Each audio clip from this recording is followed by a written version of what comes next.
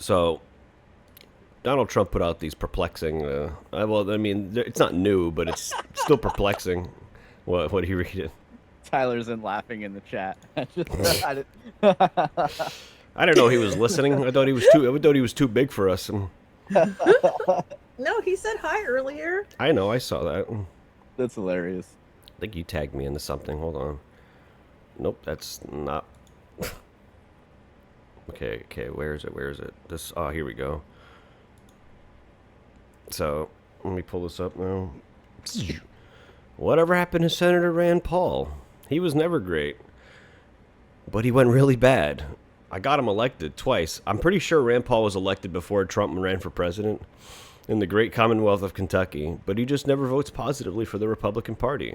He's a nasty little guy, much like Congressman, in quotations, Thomas Massey, a.k.a. Rand Paul Jr., also of Kentucky, which I won 3 times in massive landslides. A sick wacko, he says, who refuses to vote for our great Republican Party, MAGA, or American First. It's really weird. And there's another message where he called Thomas Massey a rhino, and I'm like, does he not know what that word means? He's just using like generic ad hominems. It's very it's very leftist like. I'm sorry, it really is.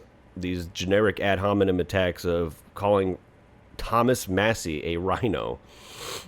Yeah, dare I say left-wing dog whistles. Yeah, but you know what Donald Trump's doing for his first 2016 campaign spot? Lindsey Graham. Oh, wow. With friends like these, who needs enemies?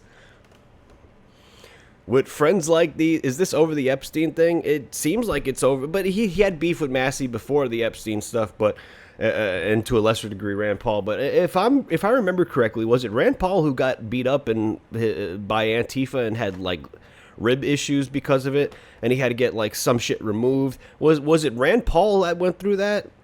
Like, he hasn't fucking sacrificed for the overall America First movement. He's really acting like Rand Paul has done nothing. Thomas Massey has done nothing. Rand Paul did. RFK Jr. did with his wife.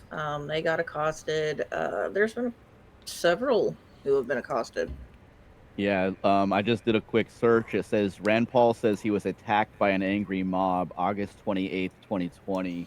That's ABC News. Yeah, I remember that. Yeah. So Massey did cry about. I mean, listen, I would cry about the Epstein thing too. I mean, I think it's pretty important that we have politicians that are getting blackmailed and nobody wants to fucking do anything about it. And when Donald Trump was getting elected or campaigning, he said he would do something about it, and now he's just kind of like, no, it doesn't exist, just move on. It's like, it's hard for people to move on when they believe that our politicians are being fucking blackmailed, and with every fucking step that they go, it really seems more and more like they're getting blackmailed. Yeah. You're so sick of Lindsey Graham. I am too. And the problem, like, there's an issue here with Donald Trump. I don't know exactly why it's happening, but it's happening where he feels like it's necessary to be friends with these top heads in the GOP. And the top heads in the GOP, the top heads in all these local or smaller Republican organizations, their attitudes and their way of doing things is the thing that is part of the swamp, and it was supposed to be taken care of. We were supposed to move past this, but we're not. Yeah. We're still as stuck and entrenched with this as we are. And this relates to the next story of the peace deal with Israel and Hamas being broken, because every single time, it's hard to tell which one is the one that jumps first, but regardless, they both partake in breaking the treaty, and only one side gets blamed for it. So it's like, well, me and Israel might have to disarm Hamas on our own. You know, he says in this fucking interview, we may have to forcibly here. Let's go listen to some of this. And yet, as soon as you left, Hamas executed 7 people, and then they went on to execute 30 more. Yeah. Do you believe they really will disarm? They just say things. That doesn't check out. They said they would. It's down that they would. Now they said they were gang members, et cetera, you know. But these are very violent people. This is a very violent part of the world. Nobody's seen violence like this. If we have to, we'll disarm the U.S. Well, whether it's me or the U.S. or it's, a proxy, could be Israel. with our backing. We won't have boots on the ground. There's no reason to. I don't care if we have boots on the ground if we're basically funding the war. I mean, this is the issue right here, is he defaults to Ukraine being the baby faces, to use a wrestling term, and he defaults to Israel being the baby faces. There could be no potential provocation from their side. It's always the other side's fault. The other side always has to show mass restraint in the phase of being provoked. And how are we supposed to get any peace agreements? How are we supposed to dig through the truth if this is what's going on? Sean, you have any thoughts on all this? Yeah, I dug into this a little bit earlier because it just seems super convenient that, you know, the official story is Israel has done nothing wrong. Hamas started killing off random Palestinians for no reason, and that Israel and the U.S. are now saying that that is a violation of the peace treaty, that the peace treaty wasn't a ceasefire with Israel, it was a non-aggression pact. So aggression, even internally, is dismissible or is a violation. I mean, so I did a little bit of reading into this, and hold on, I don't remember the name of it. Let me get the name of the Dogmush, Doghmush. Have either of you heard of the Dogmush clan in Palestine? No. I had not either before today. Don't feel bad. Anybody in the audience, don't feel bad, right? But here's the details they're not explaining to you. After Israel backed up to the yellow line, right? They left behind a section of Gaza that was no longer occupied by Israel because they left, and no longer occupied by Palestinians because they had been bombed and chased out, right? So the Dogmush clan is apparently like the biggest clan, like family group of Gazans. And they were approached recently on, I believe, the 10th or the 11th, something like that. Recently, it's confirmed. Israel, some representative from Israel reached out to the Dogmush clan and tried to get them to establish a humanitarian zone and keep Hamas out of it. Hamas is the government. Regardless of whether you agree with them or not, you just incited an insurrection inside of Gaza. You told a non-leading clan that is not part of the government to tell the government to not be able to come into this place. So what happens is the Dogmush clan expands into this, you know, newly cleared area and takes shelter in a giant building that's still standing, or more or less still standing. No. And Hamas says, hey, that's our government building now. You have to get out of there. And they said no, and that became a fight. Dogmush shot 2 Hamas people. This is what Grok says, right? So this is, and I had it confirmed a couple times. I searched outside of Grok. The Dogmush clan killed 2 members of Hamas. Hamas left and came back in a couple days or whatever. And that's, you know how she said they assassinated 30? Mm-hmm. Did you hear that in the interview you played? Mm-hmm. Turns out there was like 28 or 29 people total that died.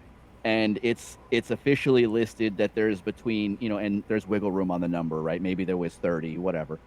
There's 19 of them were Dogmush clans, and 8 to 12 of them died. I'm reading it off the screen right now. 8 to 12 of them died as a result of the Dogmush clan, who has been approached by Israel to resist the government of Gaza, and eight or so Hamas people died as they tried to arrest this, by definition, traitorous group inside that's resisting the local government. I think Bush says something that is pretty clear. He says, I think Israel doesn't agree with anything going on or going in, I think he meant to say. They're just capitulating. I know and they're hoping for someone to allow them to exterminate the rest of Gaza. Yes, I think they just make this agreement because it placates the Trump's ego. Again, that's what they're good at. They're good at placating the Trump's ego. And then when anything happens, it just gives them excuse to jump. Well, and then they apparently are approaching rival leaders and provoking them to make something happen.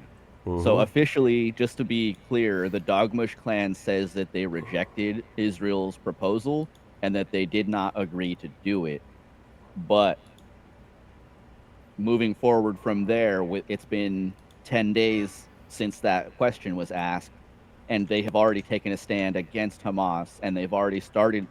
They say that Hamas trying to evict them was the initiation of the aggression, and that they were justified in shooting those 2 people. Just full disclosure here, right? and Hamas says, we are the government and our government buildings have been destroyed. We're using this one as a base of operations. You need to get out. And they said, no, it's ours now. So depending on who you ask, nobody's in agreement on the story. The part that I find the most powerful in this is, why is Israel going around the peace deal and trying to pay third parties to stir up problems? That's what they've always done. Yeah, because Exactly. then they don't have to have their hands be dirty. It's just And- like what and Trump at the said same is like time- through proxy we'll disarm Hamas. That's what Trump- it is, through proxy. He just said it. He Trump said the lays quiet out part the out plan. loud. Yeah, And he if you lays out the don't- plan for everybody. Mm-hmm. And if you don't hear the parts of the plan or the parts of like the actual happenings that explain that, look, they're paying third parties, or at least trying to pay third parties to provoke Hamas to violate the treaty, that should in itself be a violation of the treaty, no? No, it's Yeah. not, because they're the good guys. Yeah. Right. That's just what it defaults to. It's like every time there's a potential peace thing or meeting with like Russia and Ukraine, it's just like all of a sudden something happens that Ukraine does, and for some reason it just and then whenever Putin responds, they just I'm so upset with Putin for having the nerve to respond to an act of war during a war. How dare he? The fact of the matter is even if all the leaderships agree to this stuff, that's not going to stop rogue elements from wanting to do things. How many? I mean, there were platoons in the Japanese army that still kept fighting even after the war was over. So, like, what would we do? Like let's say these are all like rogue Hamas things that have nothing to do with like the leadership, and you're just like, well, now we're just going to continue our encroachment on Gaza. Like, what if the United States was like, listen, these random platoons are still fighting Japan. You got to do something, or else we're going to bomb another city. Yeah. So you got to take into account, even on Israel's side, I'm sure there's rogue elements, but I mean, most of them are all rogue. I mean, you heard the way that they were the opposition party. That's what they called them during that press conference. The opposition party. If it doesn't sound any more 1984 than that, they don't have a name for their party. They're just the opposition party. It sounds like it's theater. It's just pure theater. The opposition and then party. when you zoom out a little bit and see the bird's eye view, that Hamas was established or the by an Shaunseyeview view. organization. Yeah, well, Hamas was established by an organization, or by Hamas was like made out of an organization that was funded by Israel, and the Dogmush Party is also funded by Israel. So Israel is paying two separate factions. Maybe they stopped, whatever. These factions are supported and established by Israel, and they're fighting, and then that's being used as reason to go take the land. But it doesn't add up. And then you go a few days earlier, the videos of the arrests and the public executions that we see, agree with them or not, they're saying that these people are the ones that are betraying Gaza and helping Israel invade Gaza. So that's treason by definition. So do you believe that a government has the right to execute for treason is the question there. I don't know. I'm not trying to say either way, but this is the full conversation. You know? Man, that whole executing for treason is a whole different discussion, because normally I would say yes, but then there's the question of, is the government in charge corrupt, and will they just say whatever's treason so they can execute you? Yeah. Yeah, it's a difficult Double-edged question. sword. A lot of these problems that we face come down to, are we being ruled by people that are well-intended or not? And if the answer is no, then I don't want to give them these powers. Yeah. True. But I'm right there with you. unfortunately, that's what makes so much of this like difficult, though, because you'll say like, well, if we're not going to give the government powers, then the corporations are just going to run wild, and it's like, yeah, but they work together, so does it even matter? Like, what are we supposed to do? Yeah, exactly. That's the big question, because if the government that is saying, look, we're peaceful, is the one that is paying two separate factions to fight, and also the one that's saying, look, they are rebellious against us. There is no Palestine. There is only Israel. This is just a city inside of Israel, and they have taken it over. You paid them to take it over. You're paying the other guys to fight against them. Where is the actual like moral foundation here? Where is how do you gauge who's the good guys and who's not, when there seems to be three parties involved and all three of them seem bad? Like, we have the government who outsources our military weapons to private companies whose purpose are to make profits. And it's like, how is this all not a conflict of interest? Of course, the private company who's being contracted to make money, to make weapons, are going to want to make money off these weapons. They're not going to just take a loss. It doesn't benefit them. So that's where the weapons sort of the military-industrial complex that Dwight Eisenhower was talking about in his farewell speech. Once you realize the post World War I and post World War II, also post Korean War, when you start to realize these things, a lot of these conflicts get started because these military contractors make a lot of money and they want to keep making that money, and it's easy for them to pay off these politicians. That's where Dick Cheney came from. He came from that industry, and he was our vice president during one of the most turmoil times, which gave a lot of power to these corporations, to the TSA, the Patriot Act, to do all this spying and stuff. It's such a conflict of interest, but I don't know what the answer is, because other than civilians having rule over their domain, which would also create problems and potential chaos, there's this, should these companies that make things for the government, should they be forced to not be for profit? But then there's that word forced. I don't know what the right thing to do is. And whenever you have that word forced, it usually means there has to be some sort of enforcement wing. So if a private company is getting, or a private military industrial complex, weapons building company is getting too uppity, then what do? Do we send the military in there and go, listen, you're purposely subverting the American people? But then again, relies on a good government. So it's almost like we are faced with these problems that we have to deal with, and there's almost no way to turn it off. That's kind of a scary realization, but it goes back to something Nora always says. It starts with you. Just be more aware on yourself, be more aware of what you're doing, and then, start spreading that to your family. Family start spreading that to friends. Everybody, like, me, Sean, Break the Chains Media, Tyler, Chris, we all start our podcast. We start talk about slightly different things, more personal to us. I talked to people at the park, and I had really interesting discussions with them. I will say, I would love to see if I can get this guy on the show. He's not going to do it though. I'd love to see if I could try though. But yeah, it really just comes down to bettering yourself.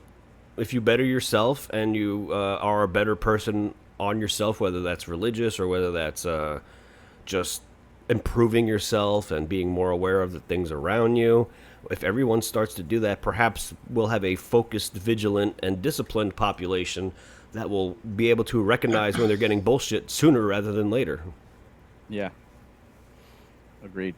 Yep. And this is I think, like, what we're living in and what we're discussing right now. This is the reason why all the states required you to have some sort of, we don't have to get into which denominations, but some sort of Christian moral value statement before you're allowed to hold any office in America. Because at that point, you either have to stay vigilant and completely, constantly police your politicians, your leaders, the way that we did in Europe after basically we forced John to sign the paper that says he wouldn't treat us like animals anymore, and that we were humans, and that kings were subject to the law as well.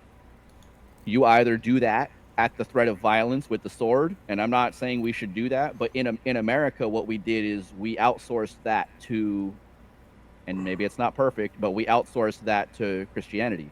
If you are a God-fearing individual, you're not going to do this and this and this and this and this. Yeah, maybe unfortunately, you might do other things that people disagree with, but where's the trade-off?